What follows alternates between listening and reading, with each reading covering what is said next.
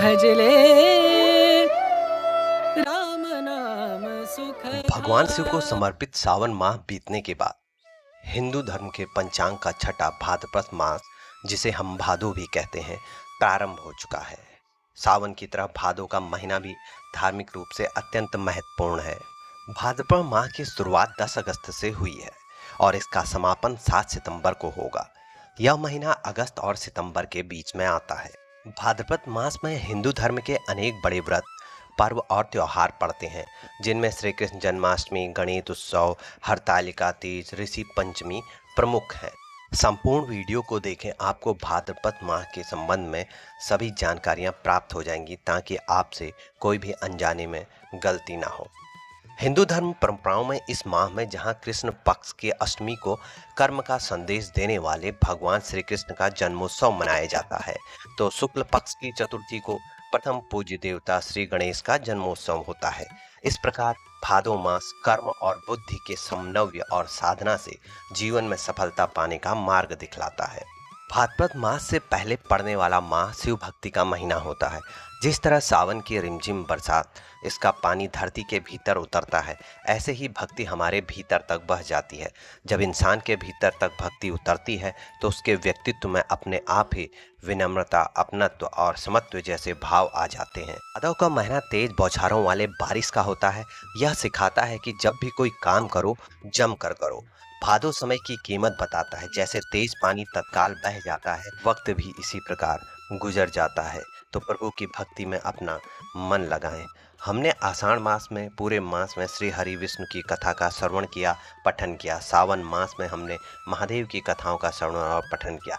अब भादो मास की शुरुआत हो चुकी है, तो हम श्री कृष्ण जी की कथाओं का श्रवण और पठन करेंगे। वीडियो को शुरू करता हूँ, उससे पहले कुछ कार्य आपको करने हैं। वीडियो को लाइक करिए, चैनल को सब्सक्राइब करिए।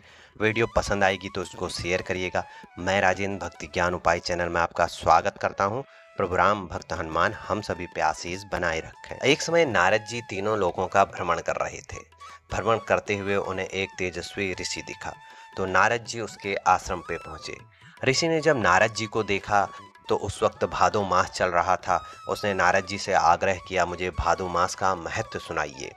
भादो मास का महत्व ब्रह्मा जी के प्रार्थना करने पर स्वयं भगवान विष्णु ने सुनाया था। इसलिए उत्तम, मध्यम अथवा अधम किसी भी प्रकार का मनुष्य क्यों ना हो, इस उत्तम भादो माह में व्रत कर महात्म्य सुनने से अति पवित्र होकर बैकुंठ में निवास करता है। ऋषि के आग्रह करने पर नारद जी ऋषि को भाद्र माह के महत्व की कथा सुनाते हैं। प्राचीन काल की बात है, एक दंपत्ति संबल और सुमति थे। उनकी कोई भी संतान नहीं थी, जिस कारण वह चिंतित रहते थे। एक समय भाद्रपद मास आया और नगर के सभी स्त्री पुरुष भादो स्नान के लिए तैयार हुए। सुमिति ने भी मन में निश्चय किया कि इस साल वह भी भाद्रपद में स्नान करेगी, परंतु उसका पति संबल वहां जाने के लिए तैयार नहीं हुआ। बहुत समझाने के बाद वह तैयार हुआ। जब वहां स्नान वह करते हैं तो पहले दिन जब संबल ने स्नान किया तो उसकी तबीयत खराब हो गई और दूसरे दिन उसे तीव्र ज्वर हो गया, जिसके फलस्वरूप उसने पूरे भाद्रपद मास में स्नान नहीं किया। समय बीता और उसकी मृत्यु हो गई। मृत्यु के बाद नरक की यातनाएं भोग कर उसे कुत्ते की योनि में जन्म मिला। इस योनि में भूख और प्यास से वह अति दुर्बल हो गया। कुछ समय बीतने पर वह वृद्ध हो गया, उसके सभी अंग शिथिल हो गए। एक दिन उसे कहीं मांस का एक टुकड़ा मिला। अचानक वह टुकड़ा उसके मुंह से छूटकर जल में गिर गया। देवयोग से उस समय भाद्रपद मास का शुक्ल पक्ष चल रहा था। उस टुकड़े को पाने के चक्कर में वह जल में कूद गया और वहीं पर डूबकर मृत्यु को प्राप्त हो गया।